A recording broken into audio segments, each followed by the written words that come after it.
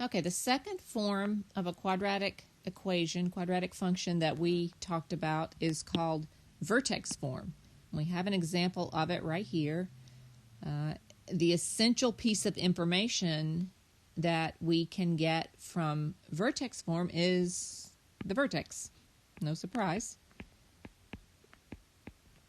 And for example, in our graph down here, this is the vertex. Remember that vocabulary word. Usually what we need the vertex for is to determine either the maximum or the minimum value of the function. So when we have it in vertex form, it's very easy to get that value. Now, we're not necessarily going to solve this problem, but this young lady, May, is trying to create computer animation, and she has her two little characters here, the two peanuts, and she has them jumping over a wall. So we see the graph down here of the peanut trying to jump over the wall. This axis, the x-axis, represents time, and y represents height, maybe in inches, I guess. But anyway, we can tell very easily from this graph here what the vertex is. We can tell what the coordinates of the vertex are. We have an x value and a y value for every point. So if we travel along the x-axis until we get even to the vertex here, we see the value is 18. So the x coordinate of our vertex is 18. And then the y coordinate, if we go up, we see that is at 5 inches.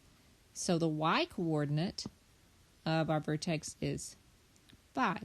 Well, we can see that the height is 5. The maximum height, the highest that the little peanut jumps is 5 inches. So the maximum value or the minimum value is always the y part of the vertex. And we always use h and k in vertex form to represent the actual vertex. So in this ordered pair, this is h, the x value, and this is k. So if we were to write her equation for her, I'm just copying her original equation but adding in the vertex, negative 0.1 times x minus 18 squared plus 5. You see how I just put the 18 and the 5 where they go, h and k. Now you do notice that h here is positive and here it's negative. Because in the equation, in vertex form, this is actually a negative.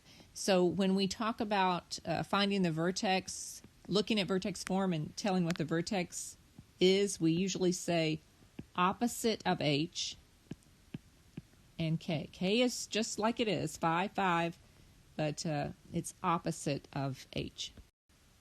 Hey, here are some examples of equations written, quadratic equations written in vertex form. So let's see if we can figure out what the vertex is for each one of those. And we have an added point over here, whether it opens up or down. That tells us whether or not that vertex, the y part or k part of that vertex, is going to be a maximum or a minimum. And just as a little review, you remember if it opens up, then it has a minimum. The vertex is a minimum. It's like a valley. If it opens down, then it has a maximum. It's like a mountain. So that's important to remember. Okay, so for the first one, we have y equals x plus 10 squared. We know that this is an h position and the k position here is 0. So our vertex is going to be negative 10. Remember, it's opposite of h because that should be a negative there. And then k is going to be 0. And because a here is positive, there's no negative here, then we know that the graph opens up. Okay, let's just go through these. This vertex is going to be 4, 8. This vertex is going to be also 4, 8. This one is going to be 0, negative 7. And the reason is the h value is always inside the parentheses with the exponent, with the squared part. So in here, there's really a 0. It's x plus 0 or x minus 0. We can't see an h value, so it's 0. Okay, so the next one HK is going to be -3 and -5. The next one, HK is -150. The next one, they've given us variables, but we're experts by now, so we know that the vertex would be -m and n. Okay, and now we're just looking for whether or not there's a positive number or a negative number in the place of A. We know here that it opens up, here it opens down, because we have a negative. Here it opens up, here it opens up, here it opens down, and here it opens up as well. So we can tell then that because this one opens up, looks like that, it has a minimum. The minimum value is 0.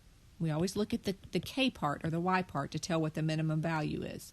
This one opens down, so it looks like this. It has a maximum. The maximum value is 8. And that's how you can use a quadratic function written in vertex form to easily tell the maximum or the minimum of a model of a real-world situation.